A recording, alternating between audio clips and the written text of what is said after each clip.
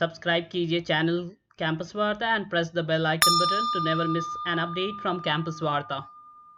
Very good morning to all the ladies and gentlemen present here. The Finance and Economics Club of IIM Visakhapatnam presents to you a panel discussion on the topic Banking and Regulatory Reforms, the Need for Economic Growth and Revival. Our former Finance Minister, late Mr. Arun Jaitley, used to say that banking is the backbone of any economy. In this scenario of global slowdown, we gather here to discuss the impact of this slowdown in India and what reforms have been taken and what reforms should be taken by both the corporate and the government to deal with it. By doing so, we will see how the Indian banking and regulatory system plays its part in this revival. Without further ado, I would like to introduce the speakers for the panel discussion. Our first speaker is Mr. Sarang Buttada. I would like to call you on the stage, sir. He is the director of Vriddhi. He completed his MBA from Department of Management Studies, IIT Madras, post which he worked as a lead analyst, as an associate director, and finally as the director of CRISIL Limited. Our second speaker is Mr. Naveen Rajdev. Sir, please come on the stage.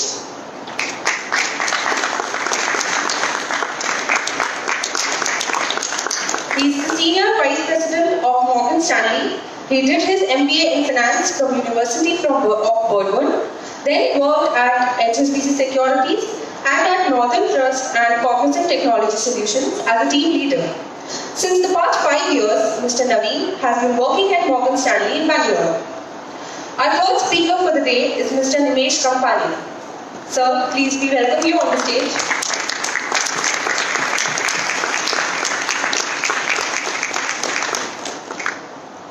He is the Senior Vice President and Head of Investor Relations at Kotak Mahindra Bank.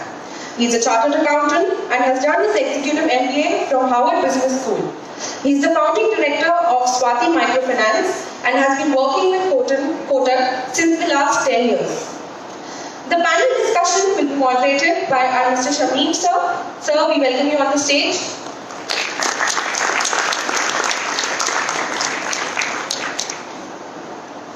We will now begin with the panel discussion and we hope to gain insights from the best of the minds gathered at stage here today.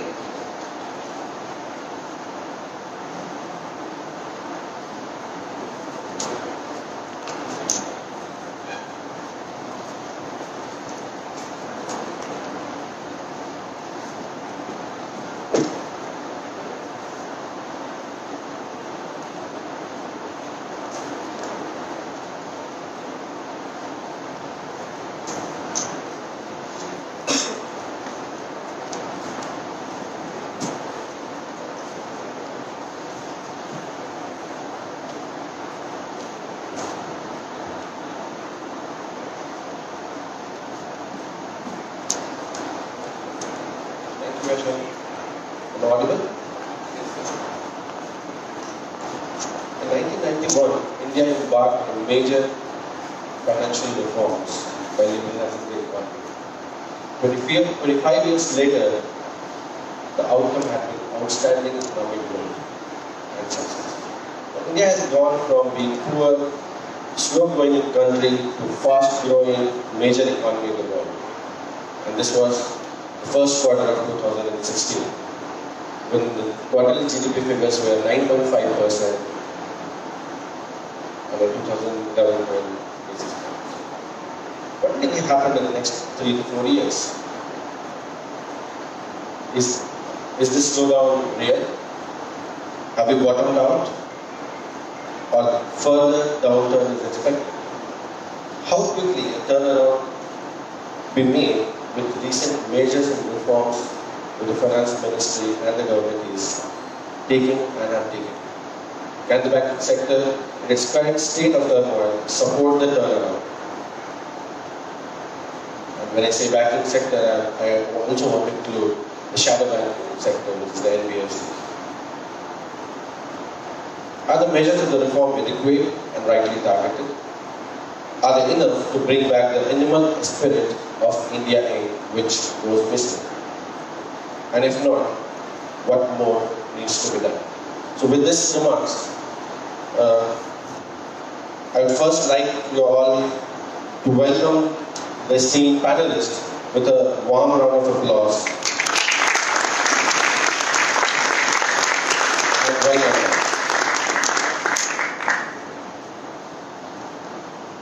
Before we start, I would also like to thank you all for joining us. And before I open the floor for the panelists to give their opening remarks, I'll just briefly tell you what the panel discussion is going to be. So we'll start with their opening remarks, and then I'll ask some targeted questions to each of the panelists. And towards the end, we'll open it for you to ask questions to the panelists, and then we'll wrap up. So let's start with you who volunteer. Thank you. First of all, I would like to thank IIM Visakh to invite us and give us this opportunity to speak about the subject which we really love. Thanks for having us here, and thanks to the students for arranging such an event, which is from the time I have landed in Visakh, it has been great. From seeing the kind of events that have come across.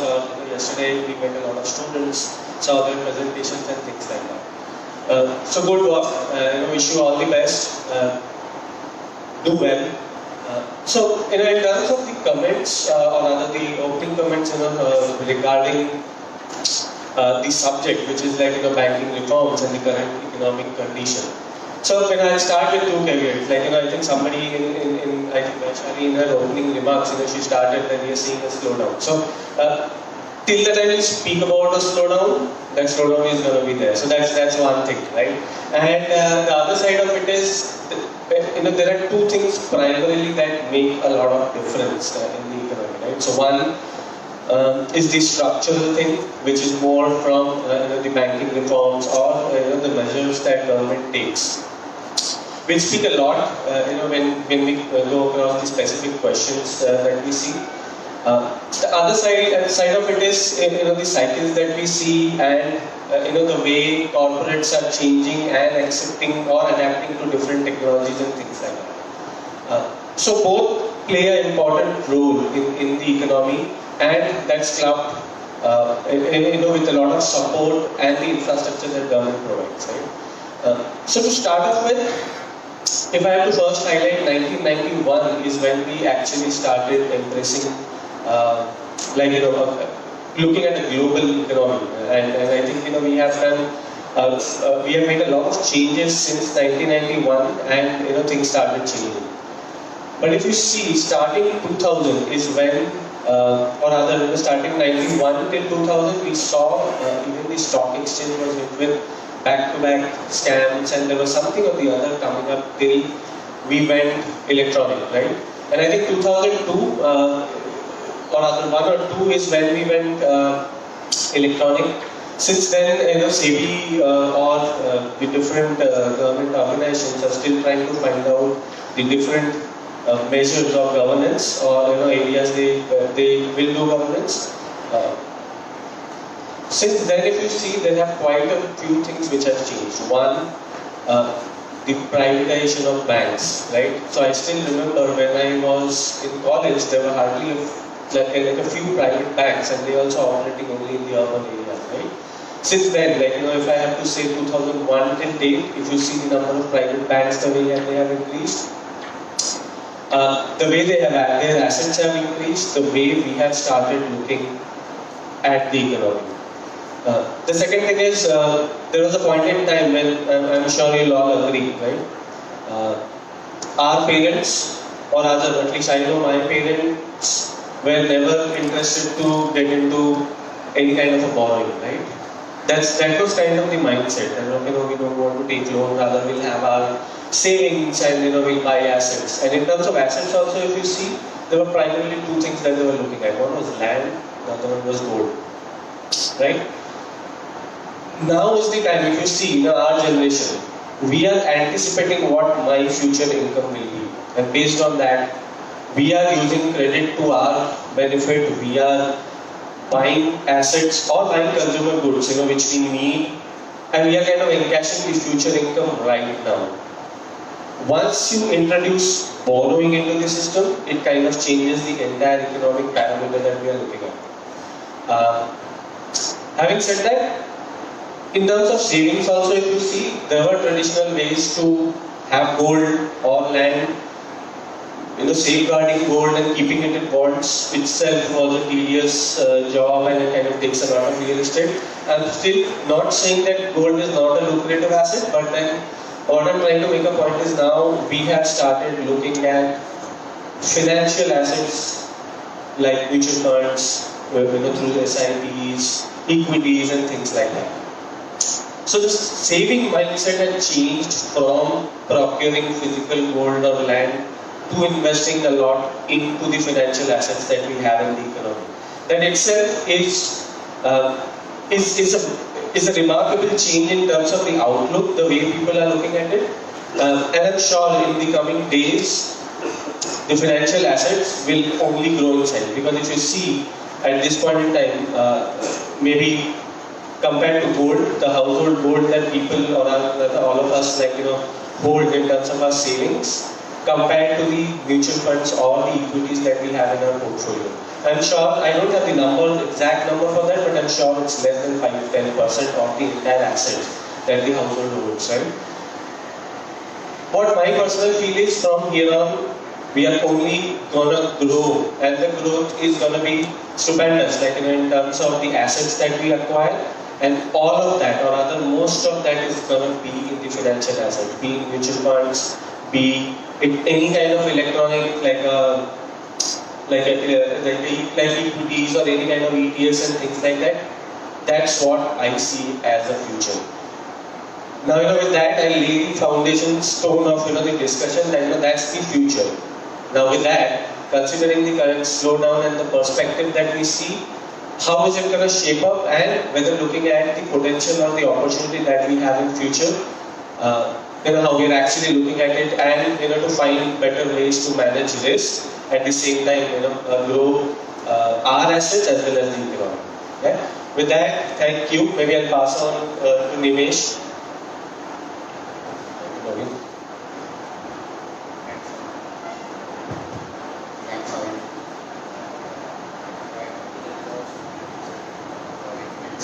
Basically, that you got a outstanding since the time you came in. Thank you for that, and it's here with you guys. And then, let's come to the basic of economics, right? What is happening? What is GDP? GDP is C plus I plus G, consumption plus investments, the government spending plus net exports. Right? Keep that up, that I think anybody is slow. If I were to come to C plus I plus G, I investments. Investments is not happening in this country since the last decade. Right? It just stalled since 2008. So the financial crisis happened. There's not much investment. So that one segment is completely slow. Second is government spending. Government spending is there, but it's not yet enough to kickstart the economy. So this last couple of years, we're seeing government spending also slowing down because the tax collection also going down. Right? The third extent is consumption. Now, consumption-led GDP growth can only be so much. It cannot continue forever. And what you will see in the last 3 years, when the economy was growing at 8%, was largely led by the consumption side. And since the beginning of this year, that has slowed down. So the GDP, which was growing at around 8% in real terms, is now growing at around 5%. Right? Because the consumption side is completely slowed down as we speak. And as we talk about it going forward, we'll discuss in more detail on what is happening there. So that is the entire equation, and that is why GDP is at 5% today. Why and what, I think we'll discuss as we go forward in the next 1 hour. But broadly, just to lay the ground, this is what is happening. And one of the important questions that Professor put out was, how is the revival going to be? So the way it looks like, the revival is not going to be a J-curve. It's going to be very gradual, because you need all the 3 parts of the economy to begin. And it's not that one part is not working, it's all 3. So you have to work on all 3, and it's not an easy thing.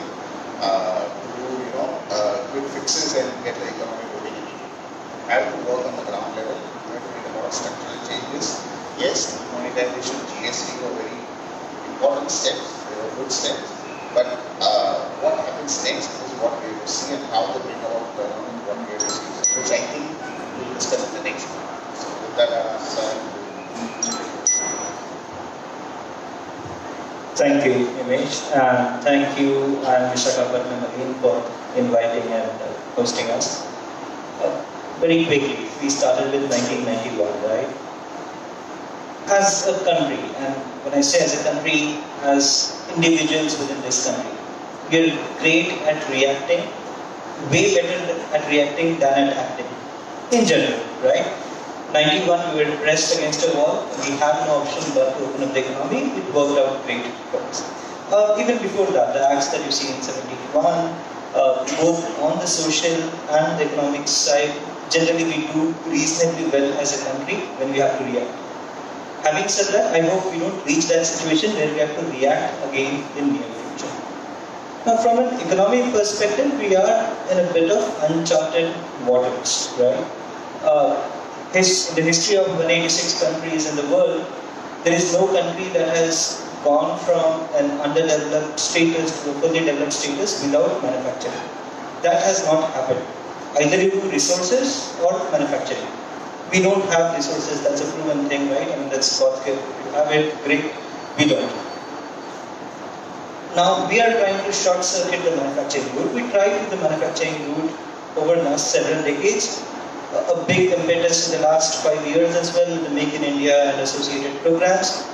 It doesn't look like manufacturing is going to be our forte, at least in near future. Not in a major way that can handle it. Which means we play to our strengths, which is services, right? But can we kickstart an economy purely on services, right? Now that depends on a lot of minds that are in this room and in the country to drive that agenda forward, right? It is still uncharted waters, like Nimesh said, it's going to require a lot of effort. It's not going to be a Jacob, it's not that you do one nice thing overnight and tomorrow things will be great. It would require tremendous political will, support, and again, a lot of ignited minds like you to ensure we drive the agenda. Thank you.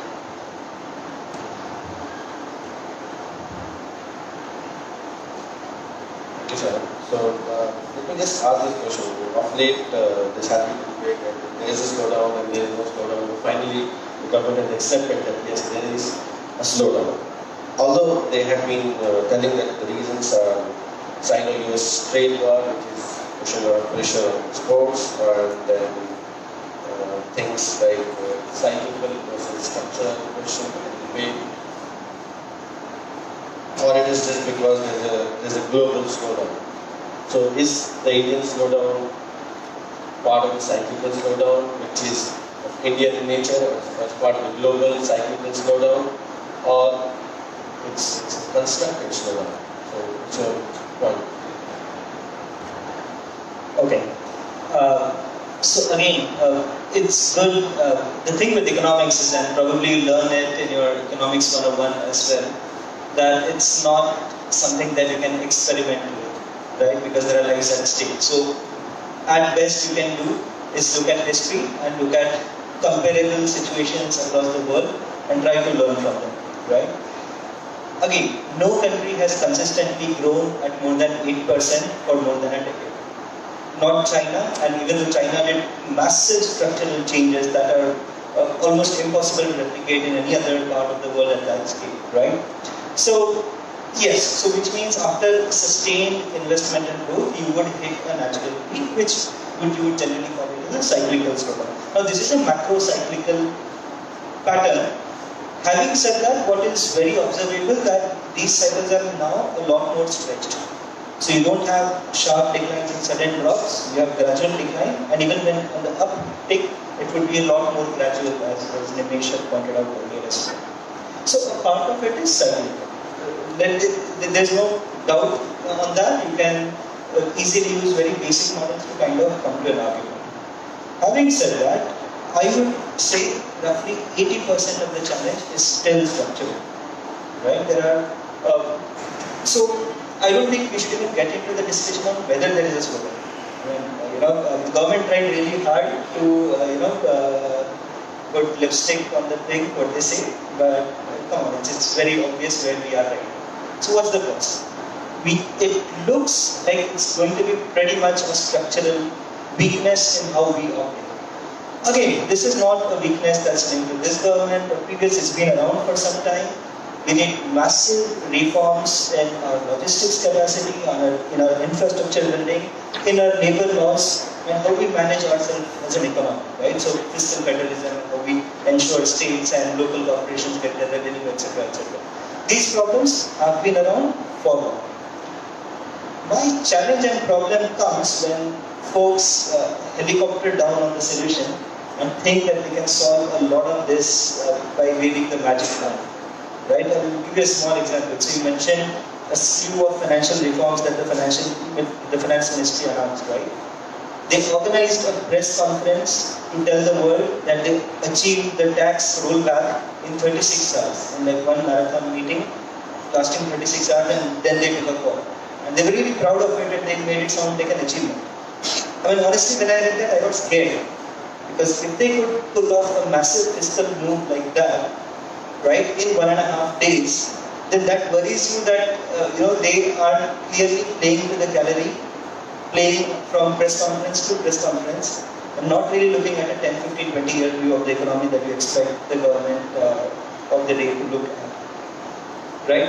So, if I reform these 4 things, right, your logistics, it's a part of infrastructure, but infrastructure overall, mainly your labor law, labor contracting, all associated laws with the industry, and create a fiscal framework that ensures, proper fiscal governance. We've proven in last 50 years that we cannot be a centrally managed economy. It doesn't make sense. It's a relic of the Raj. It made sense for the British that they had their power centers in, earlier Calcutta and Mumbai, but later in Delhi and London. It doesn't work for us. We would work best as an economy if it's literally federal.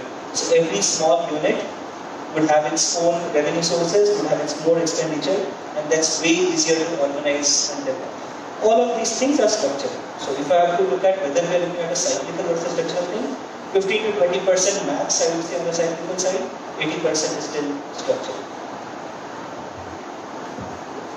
To add to what Sagar just said, we know what is happening in the economy, and the way out is would say that you extract some of these agricultural down. The eventual consumption is down.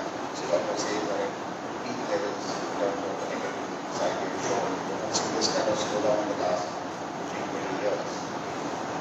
Take commercial vehicle, it's kind of a parameter of the economy that is again down 20%. Right? Take two-wheelers, all the numbers are showing a big slowdown in terms of this one. I think that the best way to fix this is to start off with at least 2 things that the consumption side. And you see, tax stimulus that was given right now was one of the ways. But you should see the entire Asian region. We have the highest tax rates, around 25% plus. Everybody else was 23 range. And bringing that to 25 is the correct move in terms of at least making us competitive in the global arena. Right? Today, we are not in the world. In 2008, when GFC happened, we were quite immune because we were a largely domestic economy. Right? Today, we are now a global economy. Right? It's not only technology, we right from apparels to everything else we export. Obviously, we have not reached the scale of competitiveness of China or Taiwan or any of these countries. So they had to make us competitive on a world stage, and this is one of the steps in the right direction.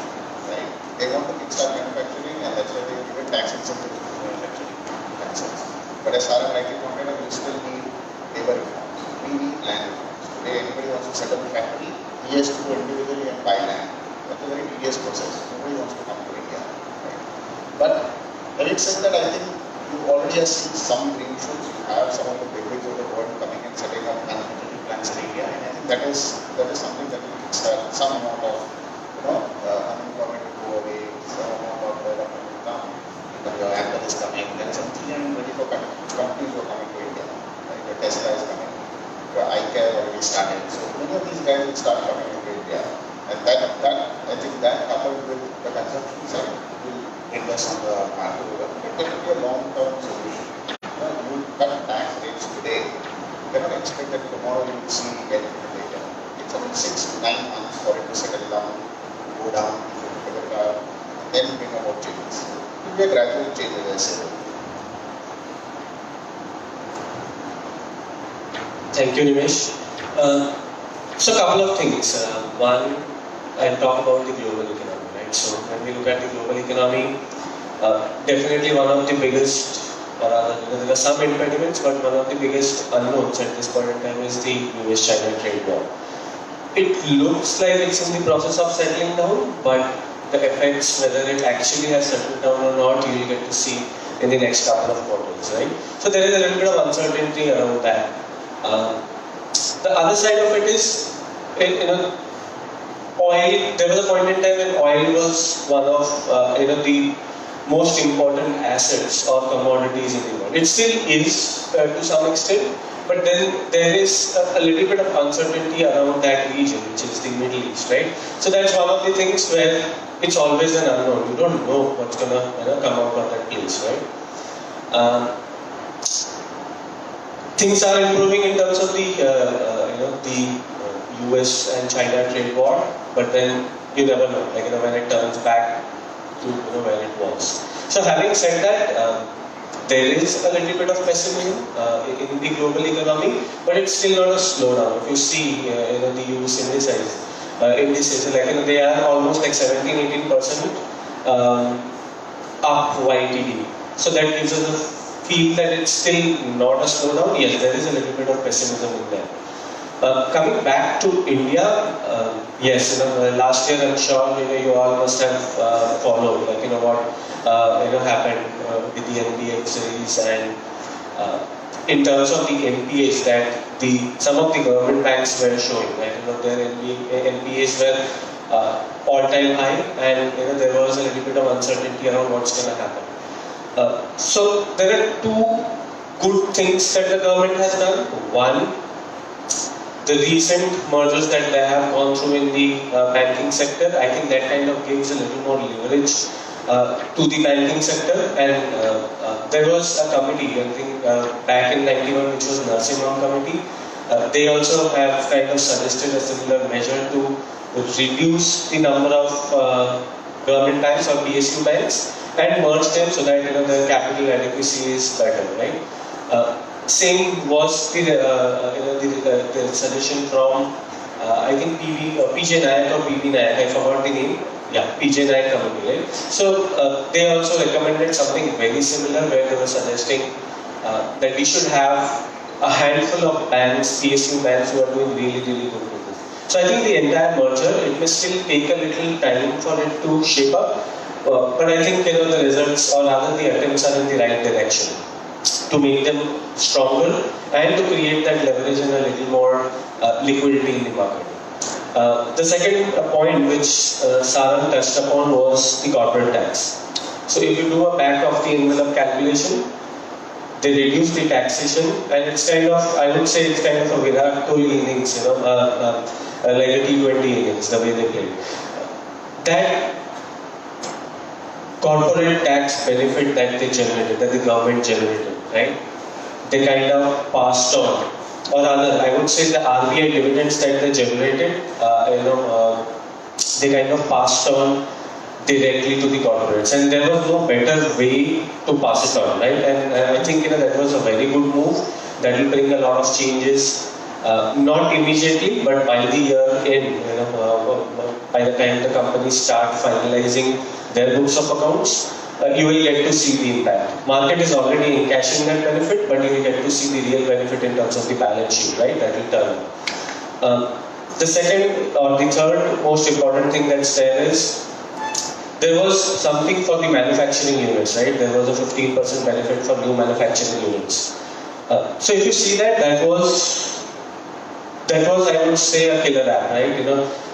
It by default gives all the new manufacturing setups that are coming up in the country actual IRR advantage of 15 to 20% in their in their manufacturing cost, right? And that 15 to 20% they generate from that manufacturing tax benefit, they kind of use that in the other things, which is like marketing, advertising, and making the product more available through different channels.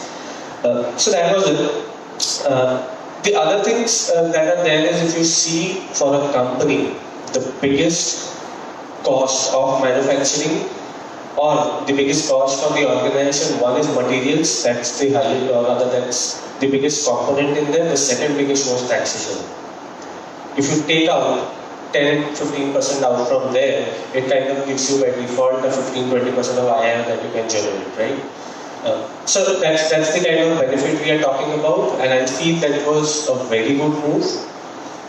In the short term, like in 1 or 2 quarters, you'll not be able to see the effect, but I'm sure in the next couple of quarters, that will be something which will make a lot of difference. Yeah. I think panel has opened too many sub-themes within this discussion, and I'll come to them one by one. So let me first ask you, Sharan, that you mentioned that as we all know and we release that the stock markets are the barometer of economy, and investors always take a future cash flow view, and that's how they value the company. The prices should reflect the future potentials of the company that they can earn. And looking at these IIM numbers, employment at all-time low, unemployment at all-time high, or employment at all-time low, where are the bulls sourcing their activity from? The Sensex and the Nifty show a very different picture. Yeah, so there are a lot of interesting things happening in the market. A lot of it linked to the GFC, the Great Financial Crisis of 2008. Worldwide, what happened as a response to the crisis is almost all central banks across the world massively reduced rates. They had huge quantitative easing programs that pumped in a lot of liquidity in the market, right? So there's a lot of money sloshing around trying to find targets, right? With that much money flowing in, clearly the GSEC and government securities won't give you yields that would be attractive. It's basic demand supply things, right? Clearly markets are an easier destination to park this. So that is one primary factor driving, and it's not just Nifty and Indian markets, right? Global stock markets are at an all-time high, and a big reason is simply the amount of money pumping in globally. India, there is another sub-theme happening for the markets, right? With mutual funds. So only in SIPs, so systematically investment plans, right, where monthly you invest in a mutual fund. So SIPs are drawing what, close to 10 to 11,000 crores per month. So 11,000 crores are being pumped into the stock market only through the SIP route every single month. And who do you think that this money would chase? Right? It would be those handful of stocks in Nifty. It would be those top 50, not beyond top 100 stocks of the country. So irrespective of how the economy is doing or a specific company is doing, you still have that amount of money chasing this limited set of stocks. And basic demand supply would ensure that markets remain high irrespective of how the economy is doing till this liquidity exists. Now, having said that, the liquidity that exists is not a permanent source. If the economy starts not doing well, the liquidity would dry up as well, right? The SIPs would dry up at some point in time if folks don't have jobs and if there are not stable incomes and salary levels, right? At that point, maybe it will start becoming back the barometer of the economy. But currently, it's a barometer of how much money you have available on tap, which is extremely high, and that reflects their index levels. This is the point of liquidity, and I'll go to you, Ramesh, that so there's one side, there's a high liquidity in the capital markets, but at the same time, for the corporate lending, the liquidity seems to have dried up, and this has been a complaint for both formal and informal sector. There's no liquidity in the market. So either part of the demand, but only about the liquidity, and somebody is saying this is a lack of liquidity in the market, which is also pushing down the demand. So what is your take on that, with being in the banking side? So what has happened in the system is that one thing, yes, as I was mentioning, it's only a handful of stocks which are driving the entire stock market. So it's not representative of the 8,000 listed stocks, it's just 15 billion stocks. Coming to maybe the liquidity on the debt side, the liquidity on the banking side, what happened was due to the NBFC crisis. So let's go to the genesis of what happened. NBFCs and HFCs were raising money from the wholesale market. The wholesale market would be mutual funds, primarily mutual funds. Mutual funds were getting a lot of flows on the debt funds because the investors in those debt funds were chasing higher returns. So you get 1% more than an FD and you will go for that. Now, when mutual funds were investing, they were investing in, say, earlier it used to be corporate debt of manufacturing companies like say M&M or Tata and stuff like that. But NBFC started borrowing at least 1 or 2 percentage points higher than that. Now, mutual funds wanted to chase that rate, right? And obviously, most of these guys were triple rated and all of that were happening in the system. So what happened? The NBFCs, primarily HFCs, and the one important angle here, the SEBI has a rule which they changed from what it was earlier, that 40% of the assets of a fund can be invested in NBFCs and out of that 40, 15 in an HFC. So that again drew liquidity going towards those companies, right? And these NBFCs were borrowing short-term money from mutual funds at lower rate and then lending long-term. So there was completely asset liability mismatch, and that actually, the liquidity side of those things actually led to the downfall of the NBFCs and what we are seeing in the real estate space. Right? So that is the crux of the problem, and that's why now nobody is putting money in the debt fund. So now when there is no money going into the debt fund, mutual funds are not looking at investment revenues. And NBFCs are out of the system, so not many NBFCs are raising money. Right? And those who are raising money are getting good money from banks. Now coming to the banking sector. On the banking sector side, you see the PSUs going through the entire set of trouble on the NPA side. Right? The PSU market share in 2011 was 75% of the assets of the market. Privates were at around 18% at that time. Today, the PSU market share from 75 has gone to 58, right? And private has gone to 34. So, private has been slowly and gradually chipping on to what the PSUs were doing earlier, right? Because PSUs were left with no capital. Since they had to do a lot of cleanup, there was dearth of capital. In spite of the getting 3 lakh crore of capital infusion in the last year, it has not really helped too much, but still there is a good amount of stock of NPA that needs to be cleaned up. So, you almost reach the end of that cycle in terms of the recognition, but still they are starved of capital. And since they don't have capital, there is no appetite in the market left with NBFCs and PSUs going out to lend to the MSME sector. So MSME sector is starved of liquidity. If there is a AAA will get money to work. And all the good rated corporates are getting money very easily. The trouble is with the second segment, the SMEs and the MSMEs. This segment got really badly impacted because of demonetization and GST, and then the economic slowdown. So, it's going in a circles right now. So, it's very suspicious, and that's why you see that, and they are not getting liquidity. If they are not getting liquidity, they are not able to churn more, and that is why it is impacting, making the problem worse. Yes, you just mentioned a very important point, and which was there also in the mind. Because of certain policy interventions, although they tried to bring in the bank recalculation, which was people saying too little and too late, which they tried, and consolidation of banks, and people have raised question about that also. Although it's a good step, but it was forced on them that which bank goes with whom. So, although their only consideration was technical capabilities and to match them so that minimum disruption can be done. One side, government is trying to do all this to revive the banking industry, which you have mentioned is stressed, and because of the economic downturn, it's getting further stressed because the asset which is looking good today may come back in the coming quarters. And then again inside, they are just saying that you need to just give credit to MSME in 59 minutes. How viable do you see these two? Going. Is it one pushing down the other, creating bad assets every time? See, the way to look at it is, I think, firstly on the PSU mergers, we have 27 PSU banks. So it made real sense to bring it down. It's a university globally. Today, US has around 8,000 banks, but if I ask anybody in this room, nobody will be able to name more than 5. So those are the 5 very popular ones. And typically, that's how the developed economies work. They will have multitude of small banks. There will be only 4 or 5 large banks. And that is what the banking system will also be able to take. And I think it's the move in the right direction. Obviously, it takes time. The integration is not really very easy. We have gone through integration when we got our bank to Asia. It takes time.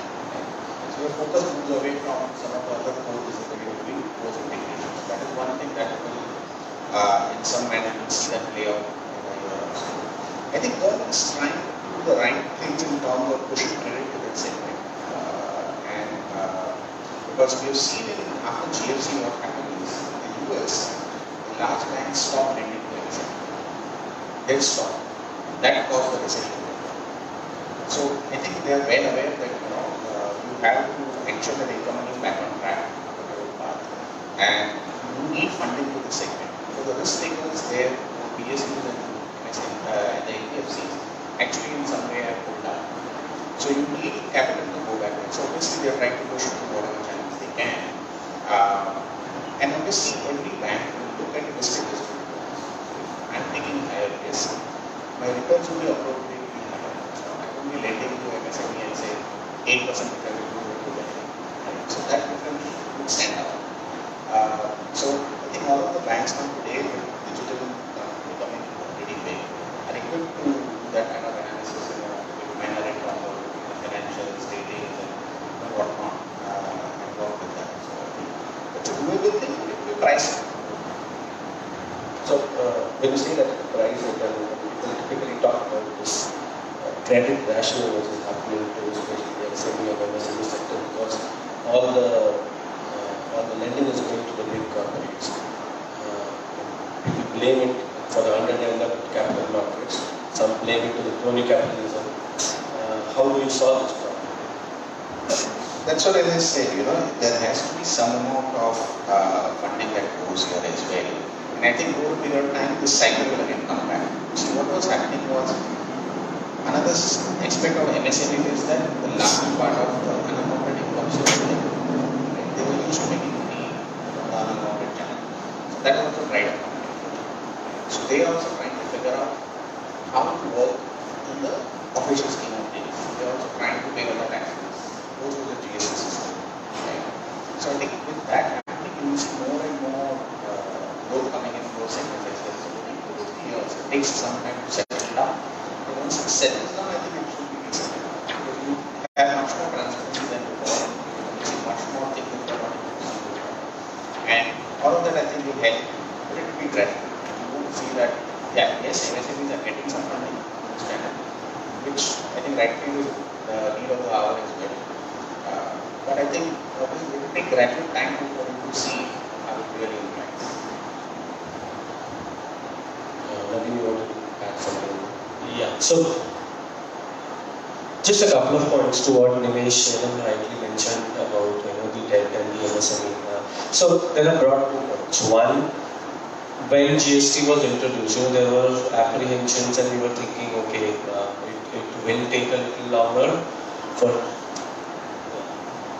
I think it will take longer for it to settle down. However, what we saw is the implementation was not as bad as we were looking at it. So yes, there was a little bit of pullback for a couple of quarters, but then the implementation was right.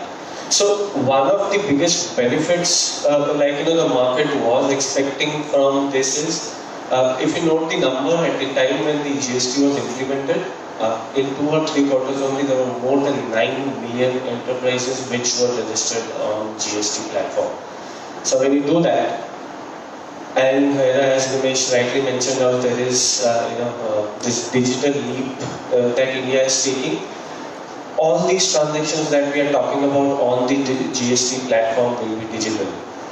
So that gives so much data to the government to think, plan, and create a platform, because now if you see, like historically if you see India's credit, like the MSME or the corporate lending that we talk about, top 25-30,000 companies used to take almost 95% of the credit, right? Now we have the data and we know, what's going to be the revenue of these 9 million enterprises, right? So from going to the balance sheet approach, you are going to go deep down the revenue cycle of, or rather the revenue curve of those 9 million enterprises. So that was the opportunity. That opportunity still exists. Unfortunately, there was a liquidity crunch that all of us have seen, starting 2018, last quarter or second quarter till date. But yes, with this corporate tax move, and there are a lot of reforms, I'm sure, like with this divestment coming up in the PSU, there will be a lot of money that will be generated, and the government is gonna pump that to make sure that the liquidity is there. That's when we'll be able to see the real benefit of credit. And in terms of the MSME loans that we're talking about, we'll be able to see the real benefit of NBFCs as well as banks going deep down the revenue curve of these enterprises. And if the enterprise is healthy, if there is good governance there, I'm sure the credit is going to flow deep down there. Thank you. So this question of liquidity, Conflux is typically working on that. If you look at the last few policy interventions, they have continuously cut the rates. Why is that measures not really showing up in the market in terms of improvements in liquidity? Obviously, any step that is taken, it takes some time, right? And so that's why it's not that I think we have slowed down, yes, but we are not in a recession kind of situation, right? The thing is that today, if you go down, why is this go down there? Right? There are two reasons. One is the parameters that you see on the consumption side are all basically discretionary spendings, the auto sales, the real estate sales. Now, that is something that you will spend money to buy something only if you are sure that the future is bright. Right? Today, everybody is thinking that the future is not great. People have expectations that there might be some tax cuts, prices are going to come down. So it is postponing them. We are not in a recessionary state, unlike the US or Europe or other countries. We have pent up demand, which is just waiting to come, which will eventually come when things stabilize. Today, what is happening? The perception created is so much that even the farmer around the corner is saying Nanda. When everybody on the street is talking like that, even though that may not be the case, the perception makes it so negative that you think that it is so bad. And in India, it is never as bad as it seems, right? And it's never as good as it seems. So that's why I think it will be a gradual move, as I said. You will see the benefits come around in the 2 6 months, things start stabilizing. GST is something that is very important, and people start getting used to GST. The MSME segment has to really implement it. Once that implementation comes, then you will start seeing the benefits.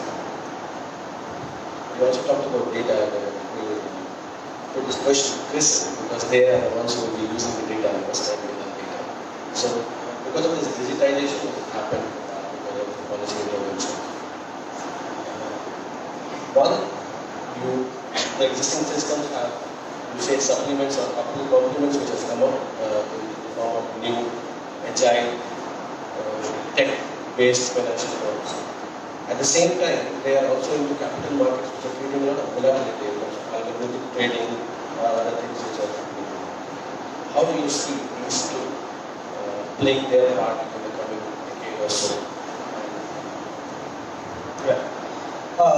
So I'm sure I'm not the first speaker here to mention that AI and analytics is the future, and that's where every single student here should be, invested in.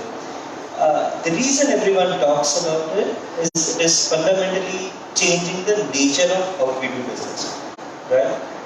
So again, major shifts in economy in the past have happened when technology suddenly improves across the scale. Right, and this is the story of human history, right? Right from the industrialization era to automation Now everyone is hunting naturally for what is the next big thing. AI, analytics, automation fit the right criteria because we are at that stage of technology where these things are starting to become more real, right? It's still very, very early stages. The only challenge and maybe an interesting thing that everyone looks forward to is the speed at which this change is happening, right? If you see today, AI does not exist in the way that you think it does, which means no major decisions either in banking or in policy making are happening via AI, right? So it's not that it's already here and you guys need to prep yourself and be ready for it. Having said that, 5 years is what they say should be enough and sufficient time because the rate at which the technology is developing nowadays, right? The area I work with, we talk closely to international banks on a global scale, right? They are keen on AI because naturally they want to automate and look at smart decision making via machine learning and other algorithms. Interestingly, regulators across the world are not fans of it, right? So you would think that government and regulators would push newer technologies. But the regulator is very clear. If you're using a black box to decide your outcomes, then how do I know what goes in the black box? And how do I know that you have not tweaked the parameters in your favor? Right? So regulators would want absolute transparency, which does not exist in AI and analytics world as much as they would like. And this is because it is new, right? Over time, as the technology matures, the regulations, the regulatory framework, policy making would evolve around it, not the other way around, right? It's a matter of time, I would say. Having said that, that makes folks in this room best placed, because it would take you about a year and a half, 2 years at least for the first year batch when you join the industry, right? It would be expected in some form or the other when you join your respective organizations to look at how you can introduce analytics to your immediate area of operation. Because it is a technology that's very horizontal, which means it's applying to every single field across the whole spectrum, right? So it's not affecting, let's say, only algorithmic trading, or it's impacting only how you make trading decisions. It's also impacting the most minor things that you would think of, right? Everything from, I said, even if you run a simple small organization, how you do your sourcing, your procurement, your logistics, your finance, operations, human resource management, marketing, analytics is permeating, and it will move to automation and artificial intelligence in due course. One thing, and that's largely for the students, when you join your respective organizations, right? There are two important bedrock for AI to happen. First one is data. You cannot have intelligence till you have data. And you cannot improve anything till you start measuring it. The only way to measure it is to record data, right? So look at data very aggressively, irrespective of the field or the job you choose. Second thing is standardization. Again, automated, artificial intelligence can't exist without a basic level of standardization. So if you solve the data problem, if you solve the standardization problem, AI is something that's working on its own to solve, getting introduced in your arena anyways.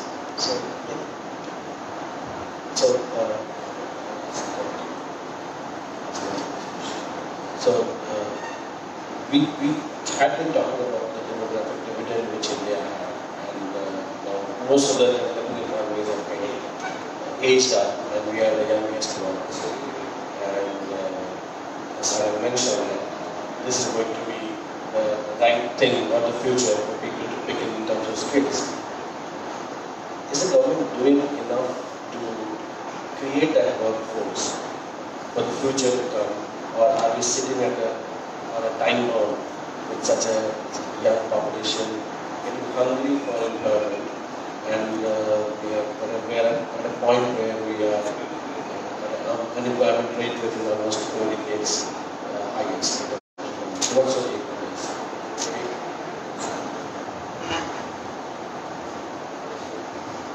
So very good question. Couple of things, like if you see the reforms that the government has made in the past say, 6 years, 6.5 years that I would say. Education was something which has always been a demanding sector in terms of the investments that the government needs to do. I think they have done fair bit of investments as well as brought down policies. So I'm sure you must have followed the entrance test for MBBS students. They have kind of regulated it and made it a little more standard. I think bringing up or coming up with new IIMs, IIMs is a step towards that. Same as with medical colleges, and I think AIMS is kind of spreading across India, which was only concentrated in the NCR region. So these are good moves they are making, but however, there is a lot needs to be done to, as you say, develop the workforce, bring in more skilled workforce, and also create a niche skill where the world will be looking at it. So I think we did it brilliantly. I think pre-2000s, that's the reason we saw that IT boom coming up. I think the next wave, is going to start anytime soon, and government has done, they have implemented a few things, and there is still scope in terms of investments in them. The second thing that I would like to touch upon. The other thing is in terms of the digital leap that I was talking about, right? So AI, machine learning, these are all fancy words, but I'm sure each one of us have been doing this. So I remember doing a project back in 2001 with the name Kaizen, and that means continuous improvement, right? So continuous improvement is there in our lives, whatever we do, and we always try and do things differently every day when we are at work, right? Things are moving, in terms of the digitalization. If you see banks, there was a point in time if I have to really deposit or withdraw money, I'll have to go to a bank, stand in a line, and I'm talking about when I have done it, like the early 2000s or the late 1990s, right? Stand in a queue, stand there for half an hour, get a token, go to a branch, go to a window, get it done. It was almost like a half an hour, 45 minutes, along with the travel that was there, right? Having said that, now money transfer, the UPI, that India gave it to the world, was something which is state of art. No other country has actually implemented that. I was reading an interesting article about a company working in the African region, and the name of the company was, or the name of the brand was Cashpay. What they are doing is they are kind of creating virtual ATMs. There are traders, they are kind of onboarding those traders. You go to the trader, transfer money in the trader's account, and the trader will give you cash from whatever they have generated from their business. So these are just a few things that the industry is doing. I'm sure a lot more to come. Along with that, there is a lot of governance as well as we have to ensure that we are, as Sarah pointed out, if we are doing something which is in our control, absolutely fine, and that will give us the benefits. If it's a black hole and we don't know what can come back to us, it might create more problem than the actual benefits that the market will see. So hence, governance is something which is important. Finding the right controls is something which is important. Thank you. I'll just add to that in terms of that, see, there are a couple of steps the government has taken. For example, you have the NSTC, National Skills Development Corporation. So apart from all the education institutes, centers and all the new IIMs and IITs coming around, they're also working on skills and development for specific employment that is required. Another very important thing that the IIM has done, they've set up the Adult Mission where they're supporting a lot of incubators in the country. So when you see when many of you want to come out and start have your own startup, these guys are supporting a lot of incubators. So today in India, 1,000 plus incubators, and many of them are being supported by the EDI. So I think some of those steps are also good for skill development and actually to capitalize on the entire digital movement that is happening in the country. So that is the second thing that is happening, and they keep on doing a lot of stuff in these areas. You have the entire banking system is supported by ECI, which is again a government entity. Right? The entire digital transactions all go through the NPCI. So today you will never have a situation where you have a single industry because the infrastructure is covered in the you have your EI, you have your IIM